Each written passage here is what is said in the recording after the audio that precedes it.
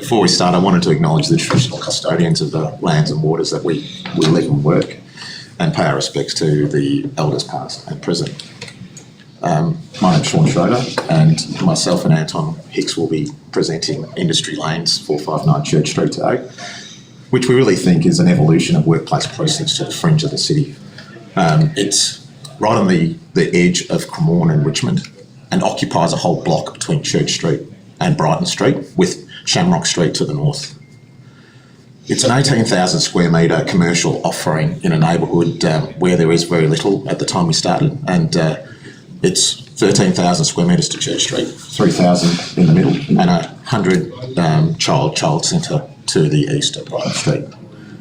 Our intention right from the outset was to create a building that would sit naturally in its environment and reflect on the neighbourhood, and that was quite a big statement 7 years ago when there was very little. There was no template of brick buildings and commercial towers of this scale in this neighbourhood, and COVID thrown into that mix.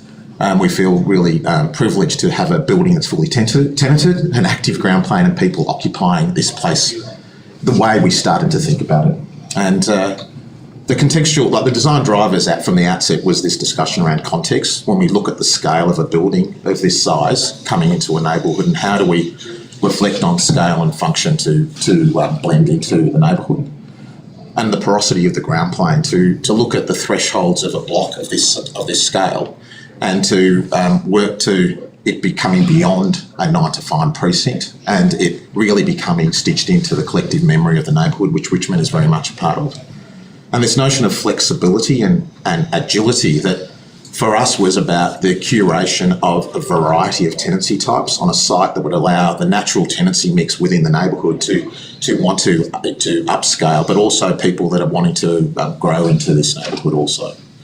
And of course the contextual notion of expression and what that means to the expression of the architecture and the language of a building in this neighbourhood. And so the starting conversation was around reflecting on the past to look to the future.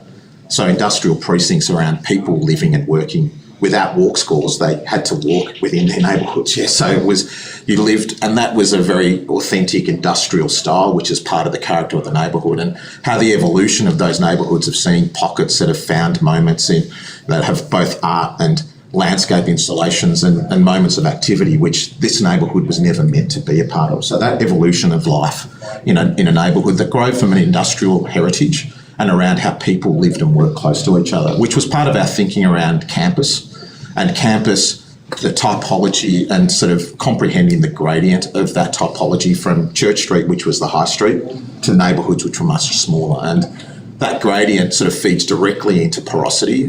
Shamrock Street was a single vehicle traffic path which people walked on the street. So we started with dealing with the amount of vehicles and people crossover, so creating a really friendly pedestrian environment that had a direct interface to a sunlit courtyard, which hopefully would become part of the natural sort of neighbourhood patterns, which we know that if you can find a pathway through a block, you'll find it, and that will only happen over time. And so we've got covered ways that run from Brighton Street all the way through the site, through a lobby, which is treated like part of the pathways of the neighbourhood.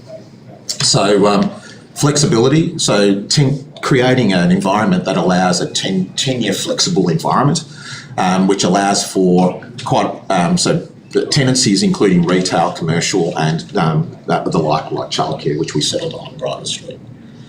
The block morphology was really core to this, how we reflected on the breakup of smaller blocks as this amalgamated block was thought about in the future. So larger footprints were reflecting on Brighton May and the existing warehouse that was already in Shamrock Street, and how that was split up to then introduce this notion of larger floor plates that also curated an expression of breakdown with the extension of outdoor spaces which were a part of that workplace offer above the ground floor. And of course a dialogue with the neighbourhood, which was the 100 childcare centre, which was thought about right from the outset of this precinct. A really quick walk through the site. This idea of the new personality in the street with Church Street, with an enhanced pedestrian visibility. So the street is widened at Church Street to allow for some traffic movement, but a wider footpath was all within the title of this development, and getting glimpses of the block shift as you run through back to Brighton Street to encourage people to wander through. A distinct address on Church Street that anchors all the commercial amenity back off the site, which is relatively unique to commercial properties. And reflecting on the typology of brickwork and intuitive wayfinding, and also building that into the narrative of how we signage the building, and it runs right through the block. Scale transition along the north, which is a real visible interface with a break between buildings, which gives you sunlight. But what we see is when we look at the outcome and how that stepping and articulation works against the skyline to help transition quite a large building within the neighbourhood. Porosity and activity at ground. 1,300 square metres of a variety of retail, which fronts all streets and also the internal courtyard. And 1,000 square metres on site, so within the boundaries, but there's nearly 200 square metres of widened footpath which wasn't there previously at Shamrock Street. The lobby becomes part of this thoroughfare that runs from Church Street through to the courtyard to the north, with the daylight attracting you through and dragging you through to an address point for Building B off the courtyard. A distinct light-filled courtyard which is facing north, which has got deep soil planting and the ability to have a socially inclusive environment, which is not reliant on purchasing coffees or having to do something which is of the workplace community. Increased amenity of the public realm that is day and nighttime usable for both community and of course a Green Star environment which connects with the ground plane around end of trip, and a functioning childcare facility which interfaces the dialogue to the community on the east. And going back up into the building, Anton will take you through. So up in the building itself, we worked really hard to create generous usable terraces which are planted and get great solar access, and these become points of activity for the users of the site. Back to this language of podium and tower, we've got the real brick podium facade language, which we take from the factory facade of the neighbourhood.